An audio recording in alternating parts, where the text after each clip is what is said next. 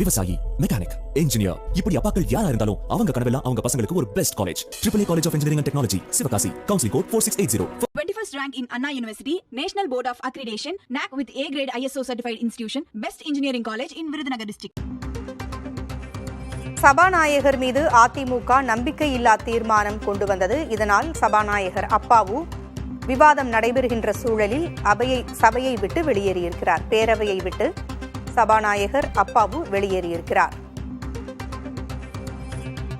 சபாநாயகர் மீது அதிமுக நம்பிக்கையில்லா தீர்மானத்தை கொண்டு வந்திருக்கிறது. இந்த தீர்மானத்திற்கு செங்கோட்டையன் ஆதரவை தெரிவித்திருக்கிறார். பேரவையில் அப்பாவு குறுக்கீடு செய்கிறார் என்று எதிர்க்கட்சித் தலைவர் எடப்பாடி பழனிசாமி குற்றஞ்சாட்டியிருக்கிறார். இது பாரம்பரியமிக்க அவை, பேரவைத் தலைவர் நாற்காலி மிக பழமையானது என்றும் கூறியிருக்கிறார். பேரவையில் பல்வேறு குறுக்கீடுகளை பேரவைத் தலைவர் அப்பாவு செய்கிறார் என்றும் எடப்பாடி பழனிசாமி கூறியிருக்கிறார். கூடுதல் விவரங்களை வழங்க செய்தியாளர் ரமேஷ் இணைந்திருக்கிறார். ரமேஷ், அதிமுக சபாநாயகர் மீது நம்பிக்கையில்லா தீர்மானம் கொண்டு வந்து விவாதம் தொடங்கி நடைபெற்று வருகிறது. கூடுதல் விவரங்கள் என்ன? சட்டமன்றத்தில் எதிர்க்கட்சி தலைவர் எடப்பாடி பழனிசாமி பேசி வருகிறார். அதாவது எம்எல்ஏக்கள் பேசுவதற்கு முன்பாகவே சபாநாயகர் அடிக்கடி குறுக்கீடு செய்கிறார். குறிப்பாக ஆளும் கட்சி அமைச்சர்கள், எம்எல்ஏக்கள் அவர்கள் பேசும்போது அதிகமாக குறுக்கீடு செய்வதில்லை.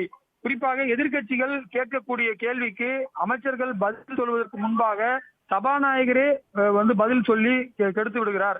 அதே போல பாத்தீங்கன்னா பல்வேறு குற்றச்சாட்டுகளை ஒருதலை பட்சமாக செயல்படுகிறார் என்பன போன்ற முக்கியமான விஷயங்களை எதிர்க்கட்சி தலைவர் பேசி வருகிறார். அதாவது திமுகவுடைய தேர்தல் அறிக்கையில ஆண்டுக்கு 100 நாள் சட்டமன்றம் நடத்தப்படும் என்று சொன்னார்கள். ஆனால் நடத்துவதில்லை. அதன்படி 400 நாட்கள் கடந்த 4 ஆண்டுகளில் நடைபெற்றிருக்க வேண்டும். ஆனால் 116 நாட்கள் மட்டுமே தமிழக சட்டமன்றம் நடைபெற்றிருக்கிறது. எனவே திமுக தேர்தல் அறிக்கையில் சொன்ன விஷயத்தை பின்பற்றுவதில்லை. அதே போல அலுவல் ஆய்வு குழு கூடும் போதும் எதிர்க்கட்சிகள் சொல்வதை கேட்பதில்லை. குறிப்பாக ஒரே நாளில் 4 துறைகள் மீதான மானியங்கள் நடைபெறுகிறது என்பன போன்ற பல்வேறு விதமான சபாநாயகருக்கு எதிரான கருத்துக்களை தற்போது தெரிவித்து வருகிறார்.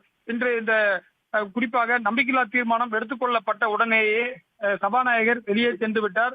அவையை விச்சாண்டி துணை சபாநாயகர் நடத்தி வருகிறார். அதே போல இந்த நம்பிக்கையில்லா தீர்மானத்தை கொடுத்த எம்எல்ஏக்களில் செங்கோட்டையனும் ஒருவர். இந்த தீர்மானம் விவாதத்தில் எடுத்துக்கொள்ள வேண்டும் என்றால் 35 எம்எல்ஏக்கள் ஆதரவு வேண்டும் என்று சொல்லப்பட்டது. அப்போது செங்கோட்டையும் எழுந்து நின்று இந்த தீர்மானத்தை ஆதரிப்பதாக தெரிவித்ததன் மூலமாக அவர் அதிமுகவில் இன்னமும் இணக்கமாக இருக்கிறார் என்பது இதன் மூலமாக தெரிகிறது. அதே போல பாரதிய ஜனதா எம்எல்ஏக்கள் வானதி சீனிவாசன் உட்பட 4 பேரும் வெளியில் புறப்பட்டார்கள். குறிப்பாக தமிழிசை சவுந்தரராஜன் கைது செய்யப்பட்டிருப்பதால் அதை கேட்டவுடன் சென்று விட்டார்கள். தற்போது காரசார விவாதம் நடைபெற்று வருகிறது. இதற்கு பிறகு வாக்கெடுப்பு நடத்தப்படும். வாக்கெடுப்பில் 118 எம்எல்ஏக்களை பெற்றால் மட்டுமே சபாநாயகரை பதவி நீக்கம் செய்ய முடியும். எனவே அதற்கான வாய்ப்பு குறைவுதான் என்று சொல்லப்படுகிறது. ஏனென்று சொன்னால் ஆளுங்கட்சி மற்றும் காங்கிரஸ் கூட்டணி கட்சி இருப்பதால் 150க்கும் மேற்பட்ட எம்எல்ஏக்கள் சபாநாயகருக்கு ஆதரவு இருப்பதால் இந்த தீர்மானம் தோல்வியடைவதற்கு வாய்ப்பு இருக்கிறது. தளபதி, பேரவையில் இது குறித்து விவாதம் நடைபெற்று வருகிறது. எதிர்க்கட்சித் தலைவர் இதற்கான விவாதத்தை தொடங்கி பேசி வருகிறார். செங்கோட்டையனும் தனது ஆதரவை தெரிவித்திருக்கிறார். விவாதம் அடுத்து எந்த கட்டத்தை எட்ட வாய்ப்பு இருக்கிறது ரமேஷ்?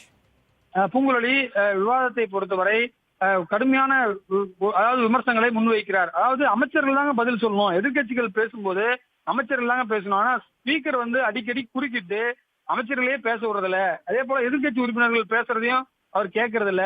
எல்லாத்துக்கும் முன்கூட்டியே அவரே பேசிடுறாரு அப்படின்றதுதான் எதிர்க்கட்சி தலைவர் எடப்பாடியுடைய முக்கியமான குற்றச்சாட்டா இருக்கிறது.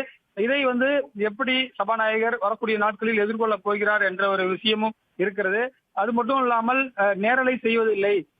ஏற்கனவே பாத்தீங்கன்னா பல முறை நேரலை செய்ய சொல்லி நாங்கள் பேசியிருக்கிறோம், வெளிநடப்பு செய்தோம். ஆனால் ஆளுங்கட்சி பேசும்போது மட்டும் நேரலை செய்கிறார்கள், அமைச்சர்கள் பேசும்போது நேரலை செய்கிறார்கள், எதிர்கட்சியான ஏடிஎம்கே பேசும்போது மட்டும் நேரலையை அணைத்து விடுகிறார்கள். தற்போது கூட பாத்தீங்கன்னா நேரலை செய்யப்படவில்லை என்பன போன்ற விவாதங்களை முன்வைத்தார். இதற்கான எதிர்வினைகளை எவ்வாறு இருக்க போகிறது என்பதை பொறுத்திருந்து பார்க்கலாம். இந்த தீர்மானத்திற்கு எதிராக குறிப்பாக காங்கிரஸ், திமுக உள்ளிட்ட உறுப்பினர்களும் பேச உள்ளார்கள். இந்த பேசி முடித்த பிறகு அந்த அனைத்து வாயில்களும் மூடப்பட்டு எண்ணி கணிக்கும் முறை, அதாவது சட்டமன்ற எம்எல்ஏக்களை 6ஆக பிரித்து அவர்கள் பாத்தீங்கன்னா 6ஆக பிரித்து இந்த வாக்கெடுப்பு என்பது நடைபெறும். இந்த வாக்கெடுப்பில் பங்கேற்பதற்காக அனைத்து சட்டமன்ற உறுப்பினர்களும் பங்கேற்க வேண்டும் என்று திமுக கொறடா ராமச்சந்திரன் உத்தரவு பிறப்பித்திருக்கிறார். ஏன்னா அனைத்து எம்எல்ஏக்களும் உள்ளே இருந்தால் இந்த வாக்கெடுப்பில் திமுக வெற்றி பெற முடியும் என்பதால் அது போன்ற உத்தரவு பிறப்பிக்கிறார். அதே போல காங்கிரஸ் எம்எல்ஏக்களும் அனைவரும் பங்கேற்க வேண்டும் என்று காங்கிரஸ் கட்சியுடைய கொறடாவும் உத்தரவு பிறப்பித்திருக்கிறார். பூங்குழலி,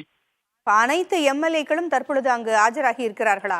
எல்லா கட்சிகளைச் சேர்ந்தவர்களும் அனைத்து கட்சிகளும் இருக்கிறார்கள். குறிப்பாக ஓபிஎஸ் அணியைச் சேர்ந்த மனோஜ் பாண்டியன், உசிலம்பட்டி எம்எல்ஏ ஐயப்பன், அதே போல ஓபிஎஸ் வைத்தியலிங்கம் உள்ளிட்டோரும் 4 பேரும் இருக்கிறார்கள். அவர்களும் அவை நடவடிக்கையில் பங்கேற்க இருக்கிறார்கள். அவர்களும் சபாநாயகருக்கு எதிராக வாக்களிப்பார்கள் என்று தெரிகிறது.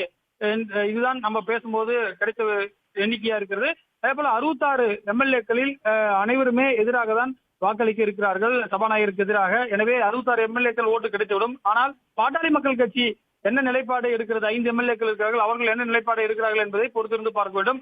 அவர்கள் நடுநிலைமை வகிப்பார்கள் என்ற ஒரு தகவலும் இருக்கிறது. அவர்கள் வாக்கெடுப்பில் பங்கேற்காமல் வெளியேறுவார்கள் என்ற ஒரு தகவலும் இருக்கிறது. எந்த இதுக்கும் ஆதரவு இல்லாமல் ஒரு நிலைப்பாட்டை அவர்கள் எடுப்பார்கள் என்று சொல்லப்படுகிறது. அப்படி இருக்கும் பட்சத்தில் 66 எம்எல்ஏக்கள் மட்டுமே சபாநாயகருக்கு எதிராக இருக்கும் பட்சத்தில் இந்த தீர்மானம் தோல்வி அடைவதற்கு தான் வாய்ப்பு இருக்கிறது. குறிப்பாக பிஜேபியும் சப்போர்ட் செய்யவில்லை. பிஜேபி வெளிநடப்பு செய்துவிட்டதால் அவர்கள் வாக்கெடுப்பில் பங்கேற்கவில்லை.